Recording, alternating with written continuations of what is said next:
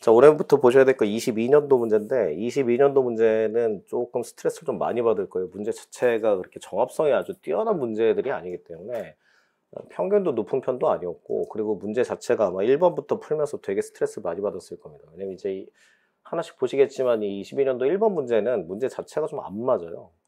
질문에 분명히 논지라고 돼 있는데 논지가 안 보여요. 그래서 그거 좀 문제긴 한데, 22년도 문제 중에서 10개 정도는 지금 출제되는 문제는 아닙니다. 근데 나머지 30개 정도는 지금도 유효한 문제가 좀 있어요. 그래서 그런 것들 좀 확인하실 거고, 요 해는 논리게임은 상당히 난이도가 떨어지는데, 논리게임 이외의 문제가 난이도가 상당히 좀 높습니다. 그리고 여러분이 요 해를 보면서 주의하셔야 될 거는 2022년도는 법규 문제가 좀 쓸 때 있는 게 좀 많아요. 그러니까 지금 나오는 스타일이 이제 요때부터 나왔다 보시면 됩니다. 21년도하고 좀 달라요. 그래서 22년도부터는 여기 나와 있는 법규 문제들이 지금도 계속 유효하게 이제 출제가 된다는 거고, 그래서 문제 하나하나씩 보면서 이제 필요 없는 건 좀 버릴 거고, 필요한 건 좀 챙겨갈 거고, 그럴 겁니다. 자, 1번부터 이제 보실 텐데, 이 1번 문제는 사실 별로 좋은 문제가 아닙니다. 좋은 문제가 아니고요. 1번 문제는 치명적인 약점이 좀 있어요. 지금 보시면 1번 문제 오늘 보고 다시 안 보셔도 됩니다. 이건 지금 나오는 스타일이 아니기 때문에, 지금 질문에 보면 분명히 평가라고 돼 있어요. 평가면 우리가 이 글에 대해서 분석을 하고 비판을 하고 또는 강화 역할을 해줘야 되는데, 밑에 선택지를 한번 보시죠. 늘 강조하지만 이제 질문하고 재시문하고 선택지를 늘 같이 봐야 되기 때문에, 밑에 보시면 강화 약화의 지금 패턴으로 돼 있죠. 기억의 약화, 니은의 약화, 디귿이 약화입니다. 근데 이게 중요한 게 뭐냐면, 이 기억, 니은, 디귿에 보면 이 글에 대한 강화 약화라고 안 써 있어요. 논지 강화 약화라고 되어 있는 걸 바로 확인할 수가 있습니다. 그럼 보통 이런 문제가 출제가 되면 이 글의 논지가 뭔지를 찾아줘야 되는데, 나는 여러분이 이 글의 논지를 정확하게 찾았는지가 상당히 좀 의문스러워요. 이 글의 논지가 도대체 뭡니까? 자, 이걸 한번 찾아봅시다. 이 논지라는 건 여러분이 아시다시피 논지는 주장이란 뜻이거든요. 주장이란 뜻이고, 이건 논증하고는 좀 다른 말입니다. 이 논증이란 말은 이제 근거하고 결론을 한꺼번에 얘기하는 거지만, 이 논지라는 거는 이 글의 주장에 대해서 직접 강화하고 할지를 묻는 스타일의 문제긴 한데, 자, 여기서 조금 주의해야 될 게 있어요. 지금 보시면 한번 잘 보세요. 글은 되게 짧아요. 글은 되게 짧은데, 자, 이거 한번 칠판을 잠깐 보세요. 칠판 보면서 이거 한번 같이 따라가 봅시다. 이게 지금 보통 우리가 글의 주장이다 논지다 그러면 첫 번째 문장이나 마지막 문장에 있는 경우가 되게 많은데, 지금 보시면 여기 세 줄을 보시면 이러이러한 사람들이 있다라고 써 있어요. 보통 이런 글의 루트는 이제 두 가지 중에 하나입니다. 이런 사람들이 주장이 있는데 내가 근거를 세워서 너와 같은 입장을 보여주겠다라든지, 아니면 이런 사람들의 주장이 있는데 그 잘못됨을 내가 밝혀주겠다라든지, 둘 중에 하나일 텐데, 얘는 이제 후자를 취하고 있어요. 그래서 신경과학 나오고 모든 행동의 원인을 뇌 안에서 찾아내게 된다면 법적 책임 묻고 처벌한 관행이 달라질 거라고 생각하는 사람들이 있대요. 그래서 여기에 대한 설명이 나옵니다. 그래서 어떤 사람의 범죄 행동이 두뇌에 있는 원인에서 결정된 것이다, 자유의지가 아니라면 그 사람에게 죄를 묻고 처벌할 수 없다는 게 이들의 생각이다. 근데 여기까지는 이 사람 생각이 아니에요. 그래서 이제 첫 번째 우리가 이제 볼 수 있는 내용이 뭐냐면, 그러니까 여기 보시면 이렇게 돼 있어요. 그러니까 이 글은 좀 독특한 구조로 되어 있습니다. 이 글은 이 사람의 주장을 찾을 때 있어서 지금 보시면 법에 대한 오해에서 비롯된 착각이다, 난 별로다라고 되어 있고요. 그래서 법은 사람들이 일반적으로 합리적 선택을 할 수 있는 능력을 가지고 있다고 가정한다. 그 다음에 이 사람이 동의하는 파트가 하나 나옵니다. 여기 보시면 이렇게 되어 있어요. 여기 보시면 이렇게. 자, 이게 1번입니다. 지금 이 글엔 1번 논지가 여기 있어요. 그래서 첫 번째 논지를 보시게 되면, 법률상 책임 면제에 있어서는 피고인에게 합리적 행위 능력이 결여됐다는 사실이 입증되어야 한다까지 이 사람은 동의하는 내용이에요. 근데 저게 논지 같습니까? 그러니까 보통 상대방이 저렇게 얘기를 해서 나도 동의해가 나의 주장이 되기엔 좀 어려운 면이 있어요. 근데 그렇다고 해서 이게 논지가 아니다라고 X를 치기도 상당히 애매한 면이 있습니다. 그래서 일단은 요 부분 하나 건져서 갖고, 여기서 말하는 합리적 행위 능력에 대한 설명이 쭉 나와요. 그 다음에 범행을 저지른 사람이 범행 당시에 합리적이었는지 아니를 결정하는데 신경과학에 도움을 줄 수는 있다고 써 있습니다.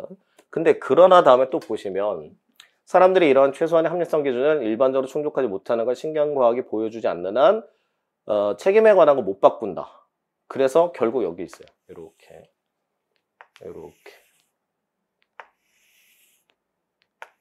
이게 두 번째입니다. 그래서 결국은 이 글은 논지가 좀 흩뿌려져 있어요. 그래서 두 군데에서 논지를 찾아서 기역, 니은, 디귿의 강화 약화를 넣으셔야 됩니다. 이런 문제의 형태는 출제된 적도 없고요. 앞으로도 가능성도 없어요. 문제 자체가 그렇게 깔끔하지 못합니다. 보통 논지 강화 약화는 근거가 있고 결론이 있으면 결론에 대해서 직접적 강화 약화하는 문제는 여러 번 출제가 됐지만 저런 것처럼 아주 애매하게 출제한 경우는 없어요. 그래서 1번 문제는 지금 보고 그냥 지워버리시다. 나중에 리뷰 절대로 안 하셔도 돼요, 이 문제는. 그럼 기억은 어디 들어가요? 기억이 어디하고 매칭이 될 것 같습니까, 지금? 그 인간의 믿음이나 욕구 같은 것이 행동을 발생시키는데 실제로 역할을 하지 못한다라고 신경과학이 밝혀내게 되면 어떻게 돼요? 이 글의 논지하고 상반되는 입장이 됩니다. 그래서 이제 동그라미 2번하고 매칭시켜서 보게 되면 결국은 사람들이 최소한의 합리성 기준에 일반적으로 충족하지 못한다는 걸 신경과학이 보여준다. 이렇게 해석이 되기 때문에 그래서 이 기억 같은 경우는 여기하고 이렇게 매칭이 돼요. 이렇게 해서 할 수가 있어요. 그래서 약화된다는 이제 맞는 표현이 되죠. 별로 그렇게 이쁜 문제는 아닙니다.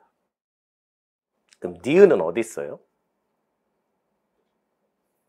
니은이 틀린 건 아실 텐데 니은이 왜 틀렸을까요?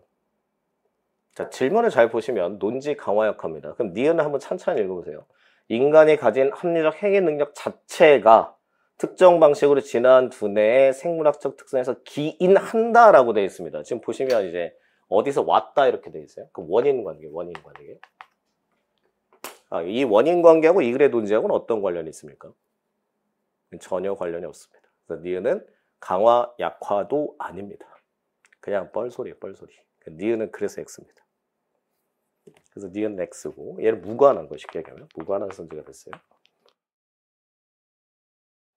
자, 디귿은 어떻습니까? 범죄를 저지른 사람들 중에 상당수가 범죄 유발의 신경적 기제를 공통적으로 지니고 있대요. 그러면 범죄를 저지른 사람들 상당수가 합리적 행위 능력이 있다는 얘기입니까? 없다는 얘기입니까? 없다는 얘기에 가깝죠. 그렇게 되면 이 글의 주장하고 같은 맥락이 됩니다. 그래서 이건 강화 선지가 됩니다. 그래서 이건 강화. 맞아요. 근데 이거 문제를 한번 다시 보세요. 이 문제가 좋고 나쁘고를 떠나서 일단 하나 보셔야 될 건 뭐냐면 선택지 구조를 보세요. 얘는 지금 약화지. 얘는 강화지. 얘는 무관이지. 선지 구성은 알아두세요. 위에는 내용은 별 쓸데가 없습니다. 이 문제 별로 좋은 문제는 아닙니다. 나 같으면 이거 안 풀어요. 내가 이 시험 보러 갔으면 1번 안 풀었어. 아니, 논지가 안 보이는데 무슨 논지 강화야? 그럼 어떻게 찾아? 근데 이거 2번, 3번 보잖아요? 그럼 이 기억, 니은, 디귿이 다 같은 말처럼 읽혀요. 굉장히 스트레스 받게 돼 있어요. 그래서 이 문제는 그냥 선지 구성 원리만 보시면 돼. 약화 지점 하나, 강화 지점 하나, 관련 없는 거 하나 이런 식으로 문제를 만들었구나만 보시면 되는 거고 이 제시문이 다시 출제될 가능성도 제로고요. 전혀 쓸데가 없습니다. 그래서 1번은 별로 그게 좋은 문제는 아닙니다. 근데 그 옆에는 2번은 또 보셔야 될 게 있어요. 2번도 이게 사실 요해 이제 처음으로 도입된 게 이제 2번 스타일의 문제인데 2번은 좀 주의하셔야 될 내용이 좀 있어요. 이거 법 철학에서 법 해석하는 방법론인데 얘는 출제 가능성이 있어요. 1번은 정답률이 54%밖에 안 됩니다. 근데 2번은 정답률이 50%입니다. 더 떨어져요. 그럼 여러분이 볼 때는 1번이 더 뻑뻑한데 정답률은 실제로 2번이 더 낮다는 거야. 그럼 왜 그럴까? 2번은 1번보다 훨씬 더 잘 만들어진 문제입니다. 여기 보시면 이것도 지금 견해 분석이잖아요. 견해가 좀 3개가 있어요. 근데 이걸 좀 잘 읽으셔야 돼요. 이걸 읽으실 때 좀 재밌는 부분이 몇 개 있습니다. 자, 여기 보시면 이제 법의 발견과 법의 형성이라는 표현이 이렇게 나와요. 이렇게. 전자는 가능한 의미라고 되어 있고요. 그 다음에 후자는 법적 기준이 존재하지 않는이라고 되어 있습니다. 제한을 받지 않는다고 되어 있어요. 그래서 지금 법의 발견이라는 것은 그 단어 안에서 찾아라 이렇게 써 있고 그 다음에 법의 형성은 없는 거를 네가 보충해서 만들었지라고 써 있습니다. 자, 여기까지가 되게 중요해요. 이 두 개가 굉장히 다른 관점에서 설명되고 있다는 걸 먼저 찾으셔야 되고 그 다음에 있는 애들은 다 부연 설명에 불과합니다. 지금 보시면 이렇게 되어 있어요. 자, 후자는 법률문헌에 반하지만 법 획득 방법 중 하나래요. 그래서 양자의 차이는 하고 적극, 중립, 소극 후보라는 개념을 써요. 근데 적극 후보는 명백히 적용이 되는 대상이고 소극은 아닌 건데 중립은 둘 다 아니다. 그 다음에 여기서 중요한 표현이 나옵니다. 여기 보시면 이런 표현이죠. 법의 발견 중 하나인 축소 해석입니다. 그래서 이걸 잘못 읽는 사람들이 있어요. 이게 축소 해석만 된다라고 생각하시면 안 되고 법의 발견의 가장 대표적인 케이스를 뭐라고 설명해 주는 거예요? 축소하는 해석이다라고 설명을 하는 겁니다. 자, 그 다음에 법의 형성이 또 있네요. 법의 형성은 이렇게 되어 있어요. 법의 형성 중 하나의 목적론적 축소입니다.